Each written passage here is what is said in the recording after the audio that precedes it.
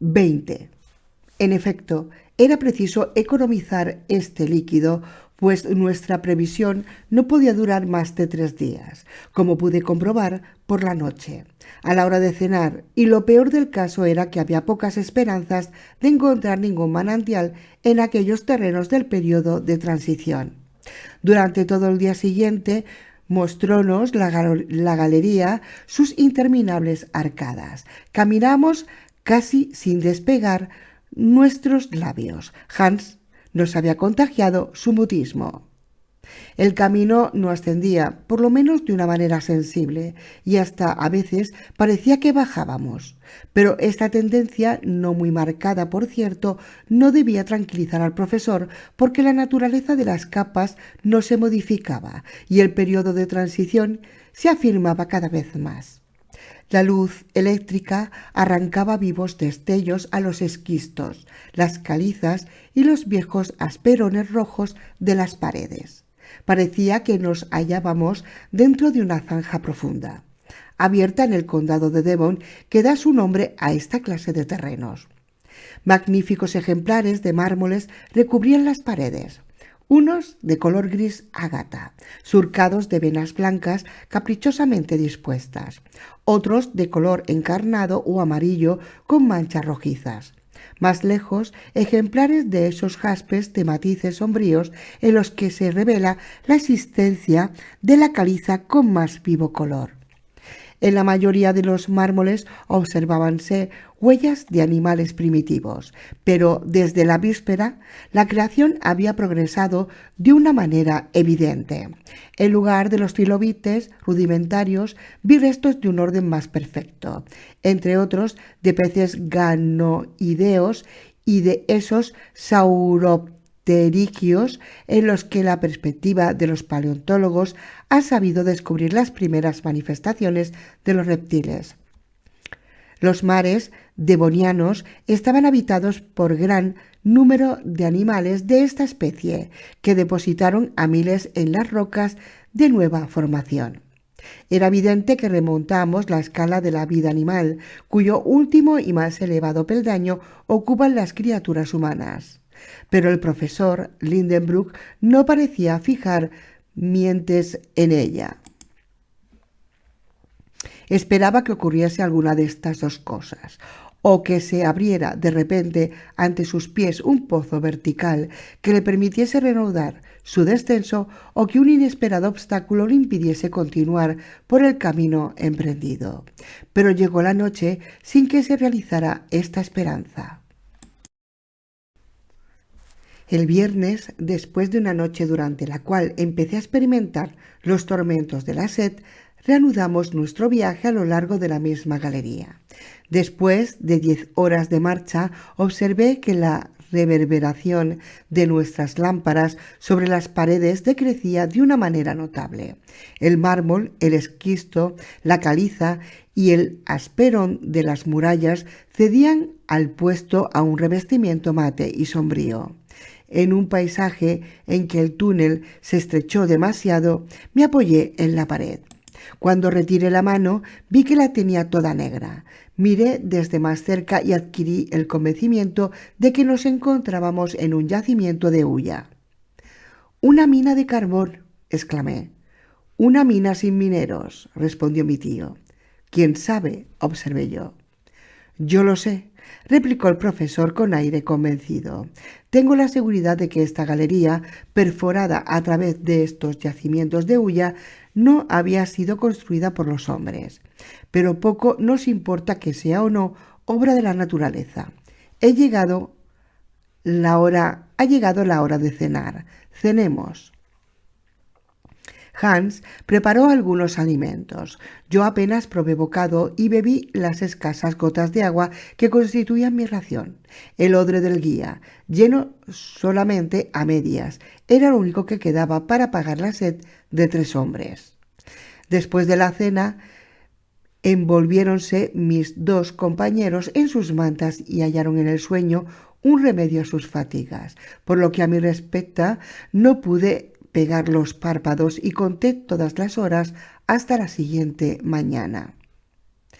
El sábado a las 6 emprendimos nuevamente y me convencí entonces de que la mano del hombre no podía haber abierto aquella mina, supuesto que sus bóvedas no estaban apuntaladas y no se derrumbaban por un verdadero milagro de equilibrio. Esta especie de caverna medía 100 pies de longitud por 150 de altura. El terreno había sido violentamente removido por una conmoción subterránea. El macizo terrestre habíase dislocado cediendo a alguna violenta impulsión y dejando este amplio vacío en el que penetraban por primera vez los habitantes de la Tierra.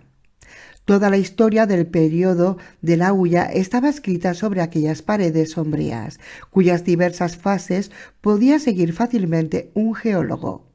Los lechos del carbón se hallaban separados por capas muy compactas de arcilla o de asperón y como aplastados por las capas superiores. Voy a hacer un pequeño inciso aquí para deciros que Julio Verne aquí da una lección magistral de geología, sobre todo a mí, que yo no distingo lo que es una estalactita o una estalagmita. Sigo. En aquella edad del mundo que precedió al periodo secundario, la Tierra se cubrió de inmensas vegetaciones, debidas a la acción combinada de calor tropical y de una humedad persistente, una atmósfera de vapores rodeada por todas partes al globo, privándole de los rayos de sol. Este es el fundamento de la teoría de que las temperaturas elevadas no provenían de dicho astro, el cual es muy posible que aún no se hallase en estado de desempeñar su esplendoroso papel. Los climas no existían todavía y en toda la superficie del globo reinaba un calor tórrido que media la misma intensidad en el ecuador que en los polos. ¿De dónde procedía? Del interior de la Tierra. A pesar de las teorías del profesor Lindenbrook, existía un fuego violento en las entrañas de nuestro esferoide, cuya acción se hacía sentir hasta en las últimas capas de la corteza terrestre. Privadas las plantas del benéfico influjo de los rayos del sol, no daban flores ni exhalaban perfumes, pero absorbían sus raíces una vida muy enérgica de los terrenos ardientes de los primeros días. Había pocos árboles, pero abundaban las plantas herbáceas como céspedes inmensos, helechos, licopodios, siguarias y asterofilitas, familias raras cuyas especies se contaban entonces por millares. A esta exuberante vegetación debe su origen la hulla. La corteza aún elástica del globo obedecía a los movimientos de la masa líquida que le cubría, produciéndose numerosas hendiduras y grietas, y las plantas arrastradas debajo de las aguas formaron poco a poco masas considerables. Entonces intervino la acción de la química natural en el fondo de los mares. Las acumulaciones vegetales se convirtieron primero en turba. Después, gracias a la influencia de los gases y el calor de la fermentación, se mineralizaron por completo. De este modo se formaron esas inmensas capas de carbón que el consumo de todos los pueblos de la Tierra no logrará agotar en muchos siglos. Estas reflexiones asaltaban mi mente mientras consideraba las riquezas hulleras acumuladas en esta porción del macizo terrestre, las cuales probablemente no serían jamás descubiertas. La explotación de estas minas tan distantes exigía sacrificios demasiado considerables. Por otra parte, ¿qué necesidad había de ello, toda vez que la hulla se halla repartida, por así decirlo, por toda la superficie de la Tierra en un gran número de regiones? Era, pues, de suponer que al sonar la última hora del mundo se hallasen aquellos yacimientos carboníferos intactos, y tal cual los contemplaba ya entonces.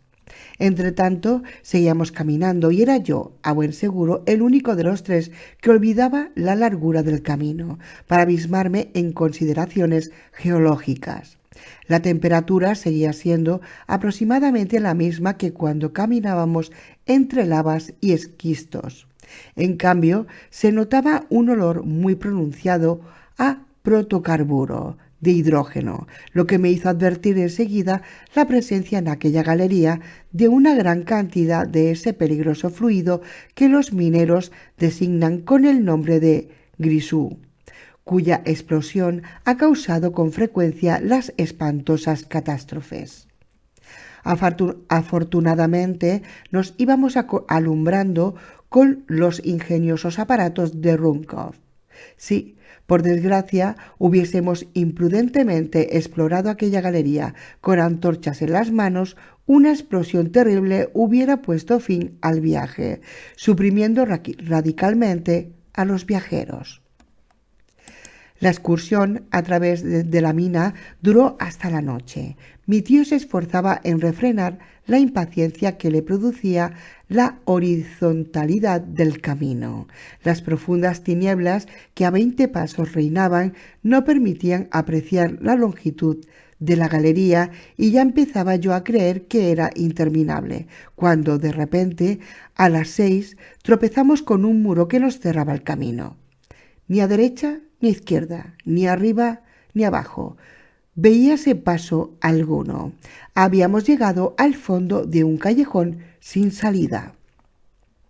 «Bueno, tanto mejor», exclamó mi tío. «Al menos ya sé a qué atenerme. No es este el camino seguido por Sagnussen, y no queda otro remedio que desandar lo andado.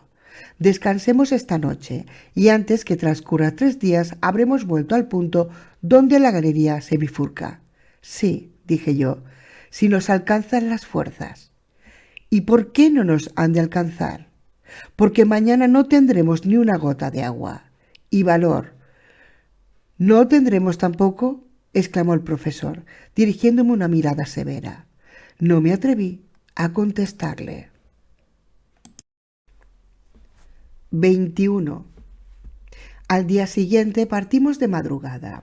Teníamos que darnos prisa, porque nos hallábamos a 5 jornadas del punto de bifurcación de la galería subterránea. No me detendré a detallar los sufrimientos de nuestro viaje de vuelta. Mi tío lo soportó con la cólera de un hombre que no se siente ya más fuerte que ellos mismos. Hans, con la resignación de su naturaleza pacífica, y yo, a fuerza que es que lo confiese, quejándome y desesperándome sin valor para luchar contra mi mala estrella. Como lo había previsto, faltó el agua por completo al finalizar la primera jornada. Nuestra provisión de líquido quedó entonces reducida a ginebra, pero este licor infernal nos abrasaba el gaznate y ni siquiera su vista podía soportar. La temperatura ambiente me parecía sofocante. El cansancio paralizaba mis miembros. Más de una vez estuve a punto de caer sin movimiento. Entonces hacíamos alto y mi tío y el islandés me animaban todo lo mejor que podían. Pero yo bien veía que el primero apenas podía defenderse contra el extremado cansancio y las torturas nacidas de la privación del agua. Por fin, el 8 de julio, nos arrastramos sobre las rodillas y las manos. Llegamos medio muertos al punto de intersección de las 2 galerías. Allí permanecí como una masa inerte, tendido sobre la lava. Eran las 10 de la mañana. Hans y mi tío, recostados contra la pared, trataron de masticar algunos trozos de galleta. Prolongados gemidos escapábanse de mis labios tumefactos y acabé por caer en un profundo sopor. Al cabo de algún tiempo, mi tío se aproximó a mí y me levantó en sus brazos. «Pobre criatura», murmuró con acento de no fingida piedad. Estas palabras me conmovieron, pues no estaba acostumbrado a oír ternerías al terrible profesor. Estreché entre las mías sus temblorosas manos y él me miró con cariño. Sus ojos se humedecieron. Le vi entonces coger la calabaza que llevaba colgada de la cintura y con gran asombro mío me la aproximó a los labios, diciéndome: «Bebe». ¿Había entendido mal? ¿Se había vuelto loco mi tío? Lo contemplaba con una mirada estúpida sin querer comprenderle. «Bebe», repitió él, y alzando la calabaza vertió su contenido entre mis labios. Oh gozo incomparable, un sorbo de agua exquisita humedeció mis ardorosas fauces. Uno solo, es verdad, pero bastó para devolverme la vida que ya se me escapaba. Di gracias a mi tío con las manos cruzadas. Sí, dijo él, un sorbo de agua, el último. ¿Te enteras? El último. Lo guardaba como un tesoro precioso en el fondo de mi calabaza. 100 veces he tenido que refrenar los irresistibles deseos que me acometían de bebérmela, pero al fin, Axel, pudo más el cariño que el deseo y la reservé para ti. Tío, murmuré enternecido. Se me llenaron los ojos de lágrimas. Sí, hijo mío, bien sabía que al llegar a esta encrucijada te desplomarías medio muerto y reservé mis últimas gotas de agua para reanimarte. Gracias, gracias, exclamé. Aquel sorbo de agua, aunque no aplacase mi sed, me hizo recuperar algunas fuerzas. Distendiéronse los músculos de mi garganta, contraídos hasta entonces, y cedió un poco la irritación de mis labios, permitiéndome hablar. Veamos, dije, no podemos tomar más que un partido.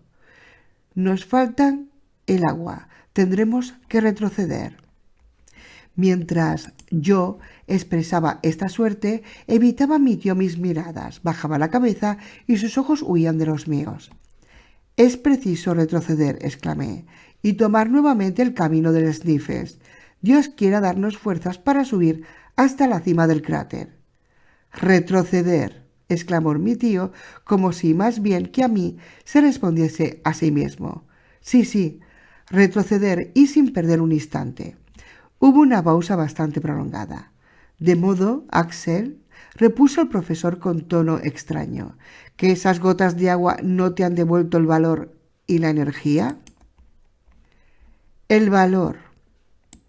Te veo batido, lo mismo que antes, y pronunciando aún palabras de desesperación. ¿Con qué clase de hombre tenía que entendérmelas y qué proyectos acariciaba aún aquel espíritu audaz? ¿Cómo? ¿No quiere usted renunciar a esta expedición en el momento en que todo parece anunciarme que puedo llevarla a cabo felizmente? Jamás. ¿De suerte que es preciso resignarse a perecer? No, Axel, no. Parte tú, no deseo tu muerte. Que te acompañe Hans. Déjame solo. ¿Abandonarle a usted? Déjame, repito. Iniciado este viaje, estoy dispuesto a perecer en él o darle cima. Vete, Axel, vete. Mi tío se expresaba con extraordinario calor. Su voz, enternecida un instante, adquirió nuevamente su dureza habitual. Luchaba contra lo imposible con incontrastable energía. No quería abandonarle en el fondo de aquel abismo, pero por otra parte el instinto de conservación me impulsaba a huir. El guía presenciaba esta escena con su habitual indiferencia, pero dándose cuenta de lo que entre sus compañeros pasaba. Nuestros gestos indicaban claramente los diferentes caminos que cada cual proponía, pero a Hans parecía interesarle muy poco una cuestión de la cual dependía tal vez su exigencia, y se hallaba dispuesto a partir, si así se le ordenaba, o a quedarse si esta era la voluntad de quien le tenía a su servicio. Lástima grande que no pudiera entenderme en aquellos decisivos instantes. Mis palabras, mis gemidos, mi acento habrían triunfado de su naturaleza indiferente. Habríale hecho comprender y tocar con el dedo los peligros que no parecía sospechar. Entre ambos es posible que hubiéramos logrado convencer al obstinado profesor. En caso necesario, le hubiéramos obligado a volver a la cima del Sniffles. Me aproximé a Hans y coloqué sobre su mano la mía, pero no se movió. Le mostré el camino del cráter y permaneció impasible. Mi anhelante rostro expresaba todos mis sufrimientos. El islandés sacudió lentamente la cabeza y, señalando con flema a mi tío, exclamó: «Master». «El amo», exclamé yo. «Insensato. No es dueño de tu vida. Es necesario huir. Es preciso llevarle con nosotros. ¿Me entiendes?». Había asido Hans por el brazo y trataba de obligarle a que se pusiera de pie, sosteniendo con él un pugilato. Entonces intervino mi tío. «Calma, Axel», me dijo. «Nada conseguirás de este servidor impasible. Así, escucha lo que voy a proponerte». Yo me crucé de brazos, contemplando a mi tío cara a cara.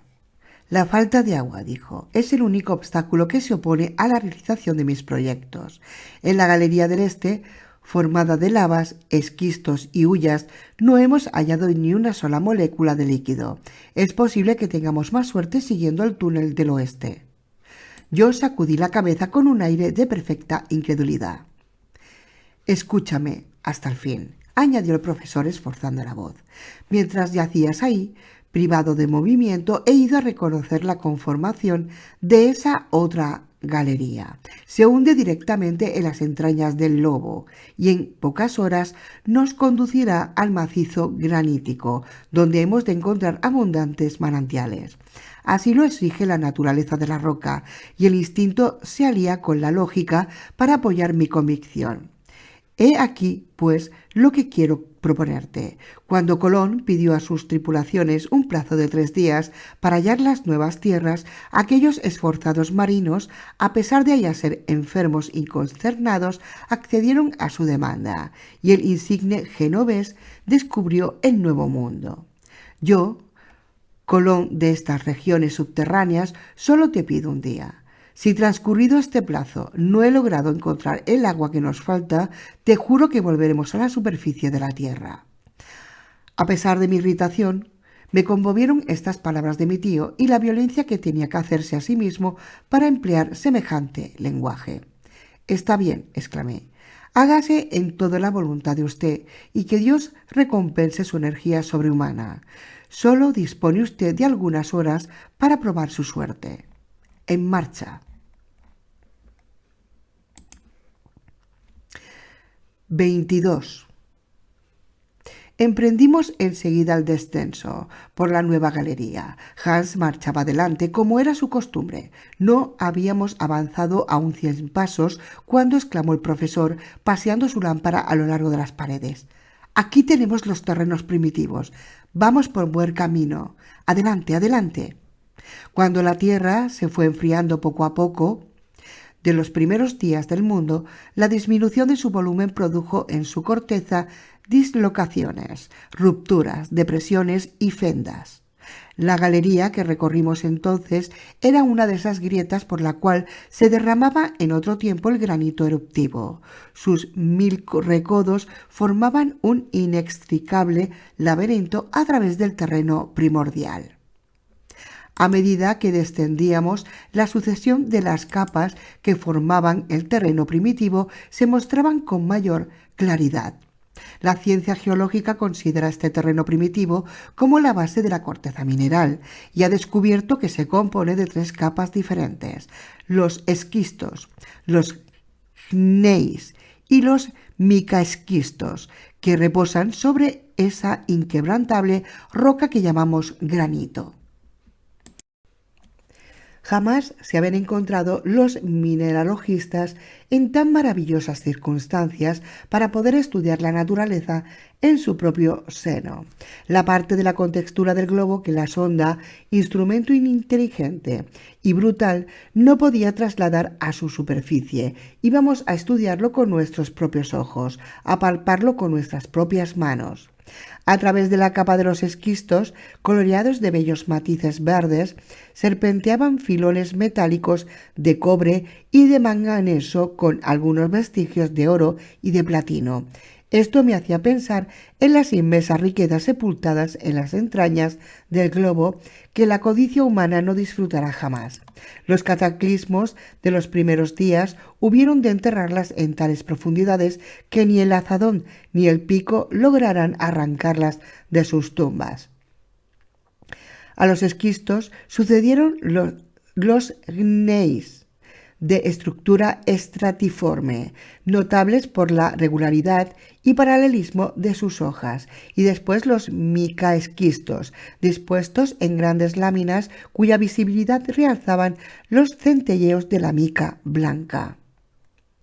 La luz de los aparatos, reflejaba por las pequeñas facetas de la masa rocosa, cruzaba bajo todos los ángulos sus efluvios de fuego y me parecía que viajábamos a través de un diamante hueco, en cuyo interior se quebrantaban los rayos luminosos en mil caprichos, destellos.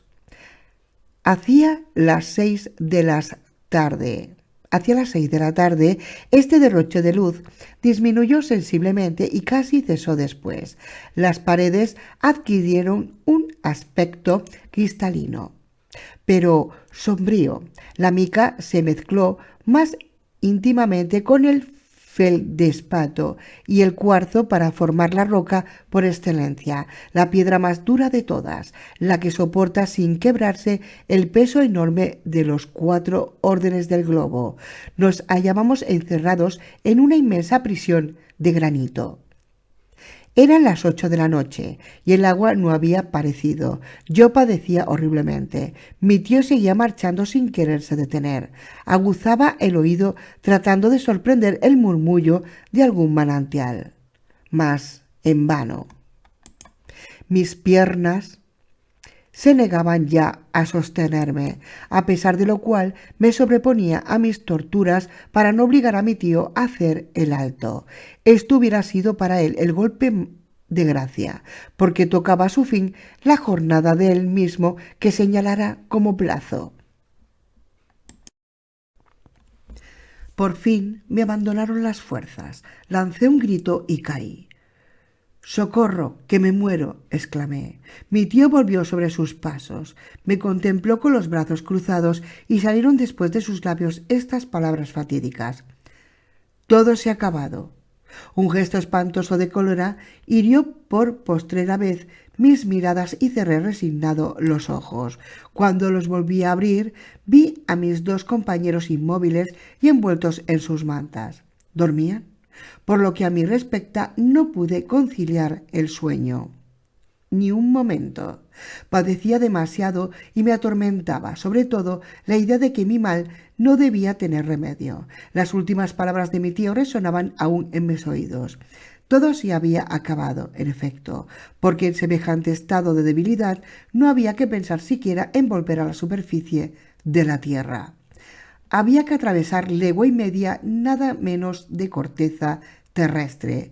Me parecía que esta enorme masa gravitaba con todo su peso sobre mis espaldas y me aplastaba, agotando las escasas energías que me quedaban, los violentos esfuerzos que hacía para librarme de aquella inmensa mole de granito. Transcurrieron varias horas. Un silencio profundo reinaba en torno nuestro, el silencio de las tumbas.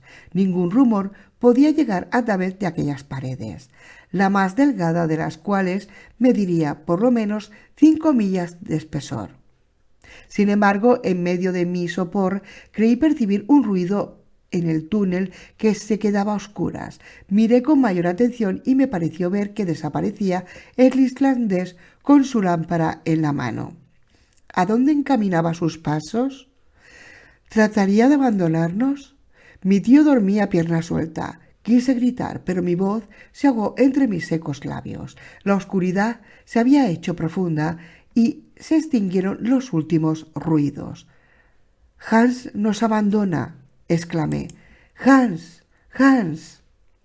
Estas palabras solo pude gritarlas con la mente, así que no pudieron salir de mi pecho. Sin embargo, después del primer instante de terror, me avergoncé de mis sospechas contra un hombre cuya conducta hasta entonces no se había hecho sospechosa. Su partida no podía ser una fuga. En lugar de dirigirse hacia la boca de la galería, se internaba más en ella. De abrigar criminales designios, habría marchado en opuesta dirección. Este razonamiento me tranquilizó un poco y entré en otro orden de ideas. Solo un grave motivo hubiera podido arrancar de su reposo al pacífico Hans. ¿Iba a hacer una descubierta? ¿Habría oído en el silencio de la noche algún murmullo que no había llegado hasta mí? 23. Durante una hora entera cruzaron por mi delirante cerebro todas las razones que habrían podido impulsar el flemático cazador. Bullían en mi mente las ideas más absurdas. Creí volverme loco. Por fin escuché ruido de pasos en las profundidades del abismo. Hans regresaba sin duda. Su luz, incierta, comenzó a reflejarse sobre las paredes y brilló luego en la abertura del corredor. Tras ella apareció el guía. Se aproximó a mi tío, le puso la mano en el hombro y le despertó con cuidado. Mi tío se levantó preguntando: ¿qué ocurre? ¿Qué sucede? «Wotan», respondió el cazador. Sin duda, bajo la impresión de los violentos dolores, todos nos hacemos políglotas. Yo ignoraba en absoluto el danés y, sin embargo, entendí instintivamente la palabra pronunciada por nuestro guía. «¡Agua! ¡Agua!», exclamé palmoteando, gesticulando como un insensato. «Agua», repitió mi tío. «¿Uvar?», preguntó el irlandés. «Niet», respondió éste. «¿Dónde?». «Allá abajo». Todo lo comprendí. Me había apoderado de las manos del cazador y se las oprimía con cariño mientras él me miraba con calma. Breves fueron los preparativos de la marcha, internándonos enseguida por un corredor que tenía una pendiente de 2 pies por toesa. Una hora más tarde habíamos avanzado unas 1000 toesas aproximadamente y descendido 2000 pies. En aquel preciso momento oímos distintamente un insólito ruido que se transmitía a lo largo de las paredes de granito de la galería, una especie de mugido sordo, como un trueno lejano. Durante esta primera media hora de marcha, al ver que no tropezábamos con el manantial anunciado, reprodujéronse mis angustias. Pero entonces me explicó mi tío el origen de los ruidos que escuchábamos. «Hans no te ha engañado», me dijo. «Ese rumor que oyes es el mugido de un torrente». «¿Un torrente?», exclamé. «Sin duda de ningún género. Un río subterráneo circula en torno nuestro». Nos apresuramos el paso, hostigados por la esperanza. El solo ruido del agua ejerció sobre mi organismo un efecto temperante y dejé de sentir toda fatiga, y el torrente, después de haber corrido mucho tiempo por encima de nuestras cabezas, se cambió a la pared de la derecha, mugiendo y dando saltos. Yo pasaba a cada instante la mano por la roca, esperando hallar en ella señales de filtración o humedad, pero en vano. Transcurrió todavía media hora, durante la cual avanzamos otra media legua. Entonces quedó evidenciado que el cazador, durante su ausencia, no había tenido tiempo de llevar más adelante sus investigaciones.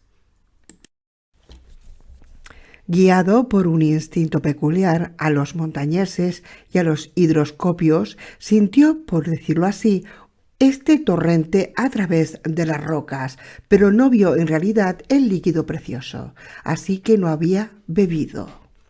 Pronto se echó de ver que, si proseguíamos la marcha, nos alejaríamos del torrente toda vez que su murmullo tendía a disminuir.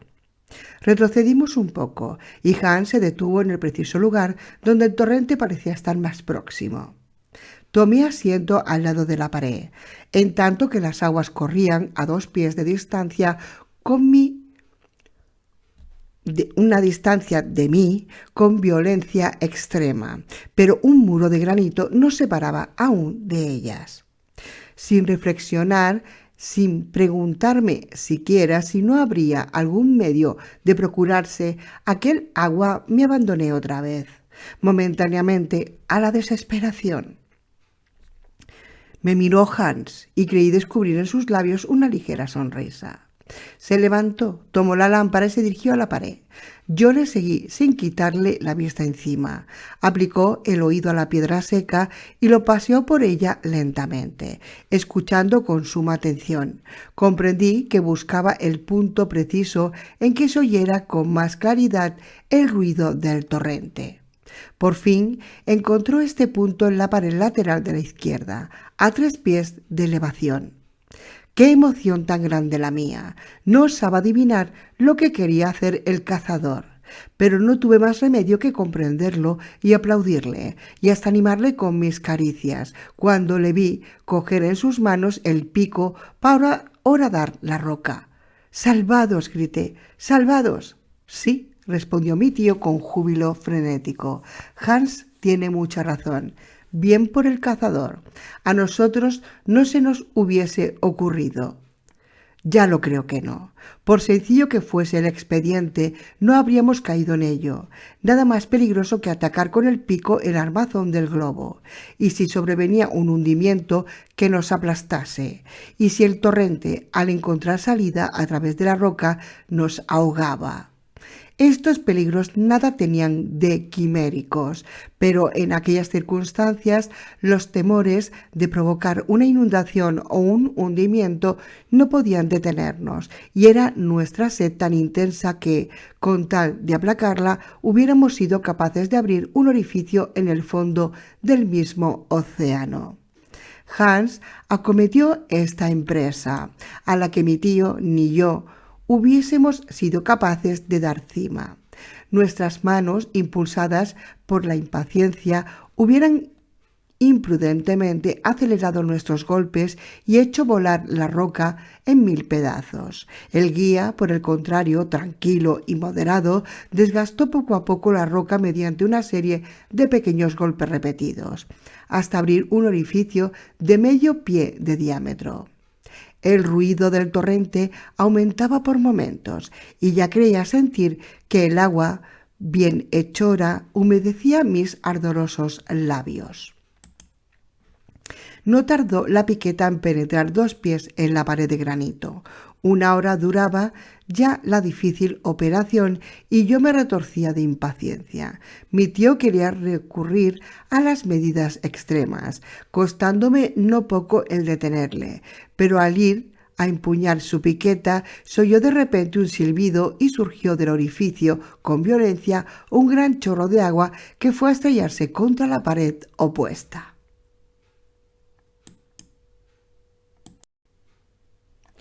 Hans, medio derribado por el choque, no pudo reprimir un grito de dolor. Cuando sumergí mis manos en el líquido, lancé a mi vez una exclamación violenta y me expliqué el lamento del guía. El agua estaba hirviendo. «¡Agua a 100 grados de temperatura!», exclamé. «Ya se enfriará», me respondió mi tío. La galería se llenaba de vapores, en tanto que se formaba un arroyo que iba a perderse en las sinuosidades subterráneas. No tardamos en gustar nuestros primeros sorbos. ¡Oh, qué placer tan grande! ¡Qué incomparable voluptuosidad! ¡Qué agua era aquella! ¿De dónde venía? Poco nos importaba, era agua, y aunque caliente aún, devolvía al corazón la vida que casi se le escapaba. Yo bebía sin descanso y sin saborearla siquiera. Hasta después de 1 minuto de goce no exclamé: «Es agua ferruginosa». «Excelente para el estómago», replicó mi tío, «y de una mineralización muy intensa. He aquí un viaje que nos reportará los mismos frutos que si hubiésemos ido a Spa o a Toeplitz».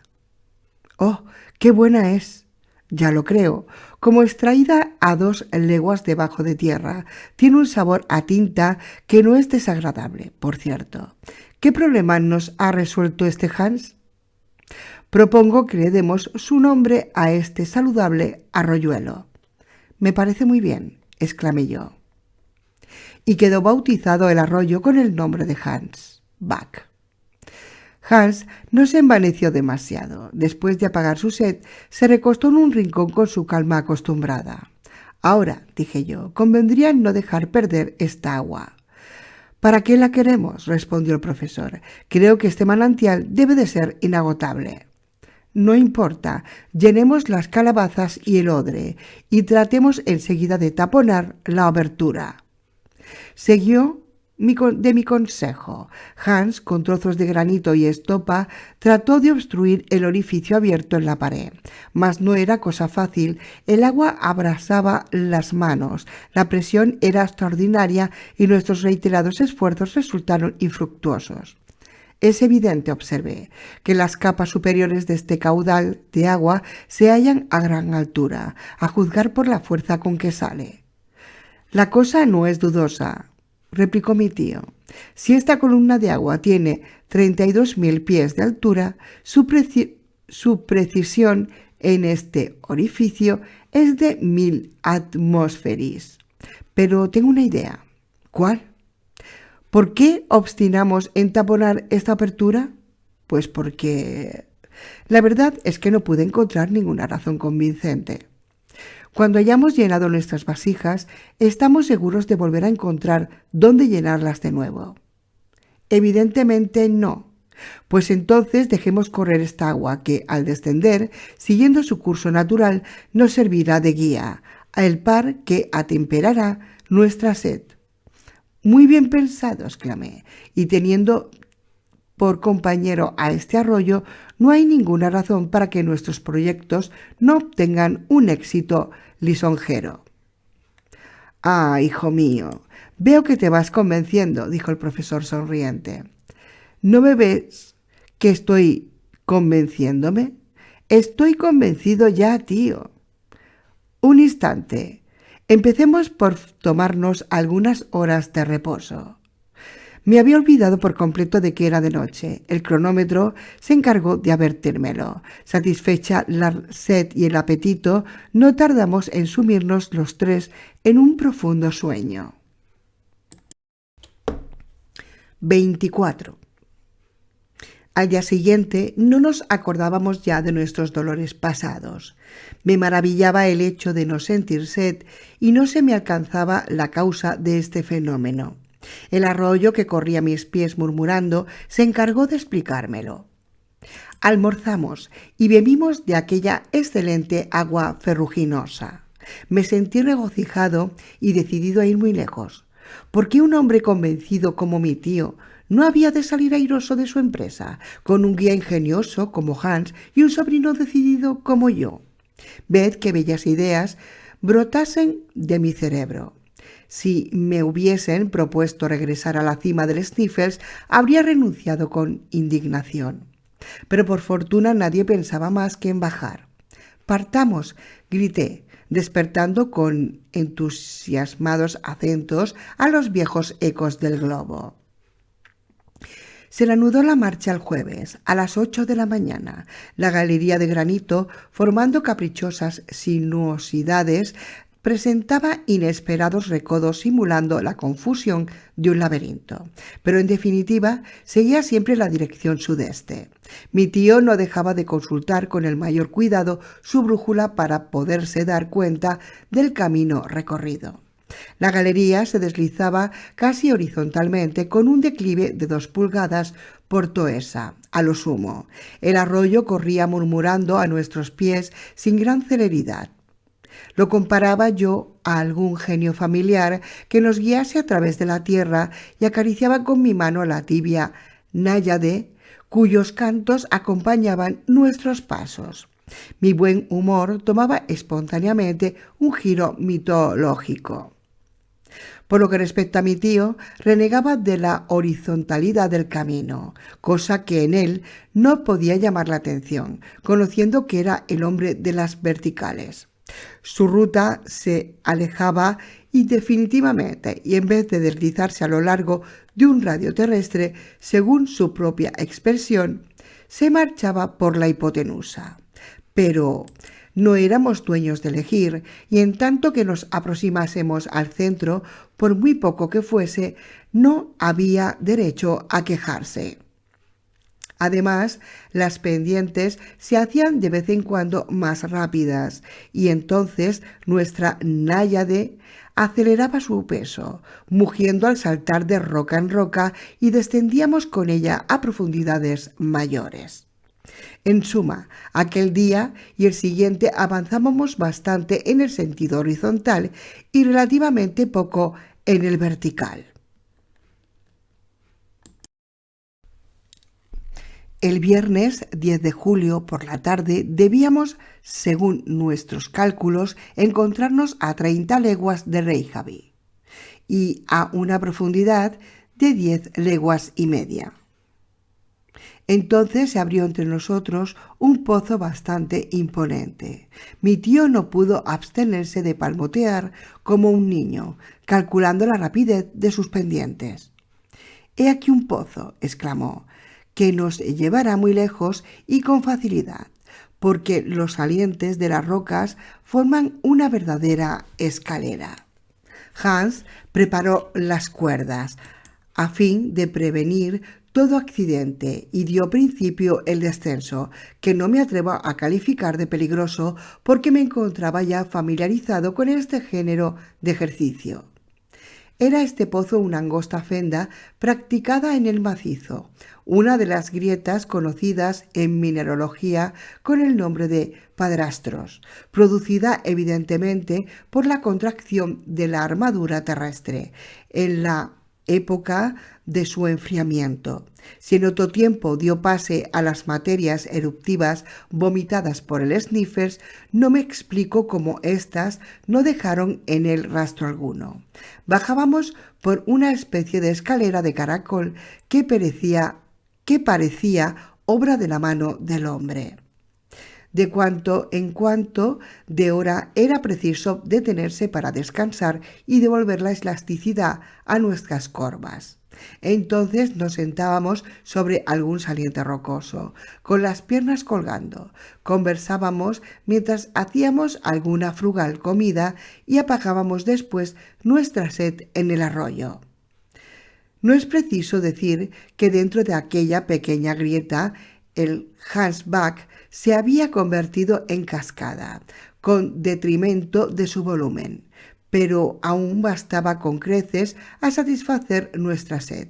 Además, era seguro que cuando se presentasen declives menos pronunciados, recobraría nuevamente su pacífico curso. En aquel momento recordábame a mi dignísimo tío, con sus impetuosidades y cóleras, mientras que en las pendientes suaves su calma me hacía pensar en la del cazador islandés. Los días 6 y 7 de julio seguimos descendiendo por las espirales de la grieta, penetrando 2 leguas más en la corteza terrestre, lo que nos colocaba a 5 leguas bajo el nivel del mar. Pero el 5, a eso del mediodía, tomó el pozo una inclinación mucho menos acentuada, de unos 40 grados aproximadamente, en dirección sudeste. El camino se hizo entonces tan fácil como monótono. Era lo natural. Nuestro viaje no podía distinguirse por la variedad del paisaje. Por fin, el miércoles 15, nos hallábamos a 7 leguas bajo tierra y a 50 del Sniffers, sobre poco más o menos. Aunque algo fatigados, nuestra salud se conservaba en estado satisfactorio y aún no había sido preciso estrenar el botiquín de viaje.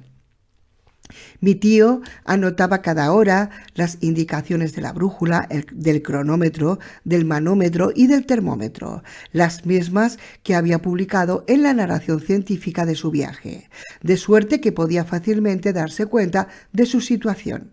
Cuando me dijo que nos hallábamos a una distancia horizontal de 50 leguas, no pude reprimir una exclamación. «¿Qué tienes?», me preguntó. «Nada, pero me asalta una idea». «¿Qué idea es esa, hijo mío?» «Que si sus cálculos de usted son exactos, no nos hallamos ya bajo el suelo de Islandia». «¿Lo crees así?» «Bien fácil es comprobarlo». Tomé con el compás mis medidas sobre el mapa y dije enseguida a mi tío. No me engañaba, no. Hemos rebasado el cabo Portland y estas 50 leguas caminadas hacia el sudeste nos sitúan en pleno océano. —¡Debajo del océano! —replicó mi tío, frotándose las manos. —De suerte —añadí yo— que el océano se extiende sobre nuestras cabezas. ¿Y qué tiene de extraño? No es ninguna cosa nueva. No hay en Newcastle minas de carbón que avanzan por debajo del agua. Muy dueño era el profesor de encontrar nuestra situación muy sencilla, pero la idea de pasearme por debajo de la enorme masa líquida me tenía preocupado. Sin embargo, lo mismo era que gravitasen sobre nuestras cabezas las llanuras y las montañas de Islandia o las olas del Atlántico, si el armazón granítico que nos cobijaba era lo bastante sólido. Por lo demás, no tardé en habituarme a esta idea, porque el corredor, unas veces sinuoso, otras recto, tan caprichoso en sus pendientes como en sus revueltas, pero marchando siempre en dirección sudeste y hundiéndose cada vez, condujimos rápidamente a grandes profundidades. 4 días después, el sábado 15 de julio, llegamos por la tarde a una especie de gruta bastante espaciosa. Mi tío entregó a Hans sus 3 riksdales de la semana y se decidió por el siguiente día fuese de reposo absoluto. 25. Me desperté pues el domingo por la mañana sin preocupación habitual de tener que emprender inmediatamente la marcha, y por más que esto ocurriese en el más profundo abismo, no dejaba de ser agradable. Por otra parte, ya estábamos habituados a esta existencia de trogloditas. Para nada me acordaba del sol, de la luna, de las estrellas, de los árboles, de las casas, de las ciudades, ni de ninguna de esas superfluidades terrestres que los seres que viven debajo del astro de la noche consideran de imprescindible necesidad. En nuestra calidad de fósiles nos burlábamos de estas maravillas inútiles. Formaba la gruta un espacioso salón sobre cuyo pavimento granítico se deslizaba dulcemente el arroyuelo fiel. A aquella distancia se hallaba el agua a temperatura ambiente y no había dificultad en beberla. Después de almorzar, quiso el profesor consagrar algunas horas a ordenar sus anotaciones diarias. Ante todo, me dijo, voy a hacer algunos cálculos a fin de determinar con exactitud nuestra situación. Quiero, a nuestro regreso, poder trazar un plano de nuestro viaje, una especie de sección vertical del globo que señalará el perfil de nuestra expedición. Será curiosísimo, tío, pero ¿tendrán sus observaciones de usted un grado de precisión suficiente? Sí, he anotado cuidadosamente los ángulos y las pendientes. Estoy seguro de no cometer un error. Vamos a ver. Ante todo, ¿dónde estamos? Toma la brújula y observa la dirección que indica.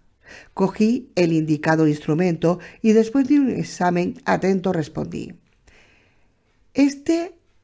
Cuarta al sudeste. Bien, dijo el profesor anotando la observación y haciendo algunos cálculos rápidos. No hay duda, hemos recorrido 85 leguas. Según eso, caminamos por debajo del Atlántico. Exacto. Y es muy posible que en los actuales momentos se esté desarrollando sobre nuestras cabezas una tempestad horrible y que muchos navíos sean juguetes de las olas y del viento. Perfectamente posible. Y que vengan las ballenas a azotar con sus colas formidables las paredes de nuestra prisión. Tranquilízate, Axel, que no lograrán quebrantarnos. Espero prosigamos nuestros cálculos. Nos hallamos al sudeste del Sniffles y a 85 leguas de distancia de su base. Y a juzgar por mis notas precedentes, estimo en 16 leguas la profundidad alcanzada. ¿16 leguas? Exclamé. Sin duda, de ningún género. Pero ese es el máximo límite asignado por la ciencia a la corteza terrestre. No trato de negarlo. Y aquí, según la ley que rige el aumento del calor, deberíamos tener una temperatura de 1500 grados. Deberíamos, hijo mío, tú lo has dicho. Y todo este granito no podría conservar su estado sólido y estaría en plena fusión. Ya ves que no es así, que los hechos, como acontece siempre, vienen a desmentir las teorías. No tengo más remedio que convenir en ello, mas no deja de llamarme la atención. ¿Qué marca el termómetro? 27 grados y 6 décimas. Solo faltan 1474 grados y 4 décimas para que los sabios tengan razón. Queda, pues, establecido que el aumento de la temperatura proporcionalmente a la profundidad es un error. Por consiguiente, Unfredo Davi no se equivocaba y yo, por tanto, no hice mal en darle crédito. ¿Qué tienes que responder? Nada. En realidad habría tenido que decir muchas cosas. Era opuesto a la teoría de Davy y defensor del calor central, aun cuando no sintiese sus efectos. Me inclinaba a creer que aquella chimenea de volcán apagado se hallaba recubierta por las lavas de un forro refractario que impedía que el calor se propagase a través de sus paredes. Pero sin detenerme a buscar nuevos argumentos, me limité a tomar la situación de tal cual era. Tío, dije tras una pausa, no dudo ni un momento de la exactitud de sus cálculos, pero permítame usted que deduzca de ellos una consecuencia rigurosamente exacta. Saca todas las consecuencias que quieras. En el lugar en que nos encontramos, en la latitud de Islandia, el radio terrestre mide 1583 leguas aproximadamente. ¿No es cierto? 1583 leguas y un tercio. Pongamos en cifras redondas 1600, de las cuales hemos andado 12, ¿no es así? Así es, en efecto. Y para esto hemos tenido que recorrer 85 en sentido diagonal, ¿no es verdad? Exactamente. ¿En 20 días, más o menos? En 20 días. Y como quiera que 16 leguas son la centésima parte del radio de la Tierra, de continuar así, emplearemos 2000 días, que son cerca de 5 años y medio, en llegar al centro del globo. El profesor no respondió una palabra. Y esto sin contar, proseguí, con que si para obtener una vertical de 16 leguas es preciso recorrer horizontalmente 80, tendríamos que caminar nada menos que 8000 en dirección sudeste para alcanzar nuestra meta, y mucho antes de lograrlo habríamos salido por algún punto a la superficie. «Vete al diablo con tus cálculos», replicó mi tío con un movimiento de cólera. «Al infierno tus teorías. ¿Sobre qué base descansan? ¿Quién te dice que esta galería no va directamente a nuestra meta? Yo tengo a mi favor un precedente, y es que lo que quiero hacer, otro lo ha hecho primero, y si el éxito coronó sus esfuerzos, de esperar es que premie también los míos. Así lo espero y deseo, pero, en fin, te está permitido callarte y no desbarrar de esa suerte». Comprendí que el terrible profesor amenazaba mostrarse bajo la piel del pariente y hube de ponerme en guardia.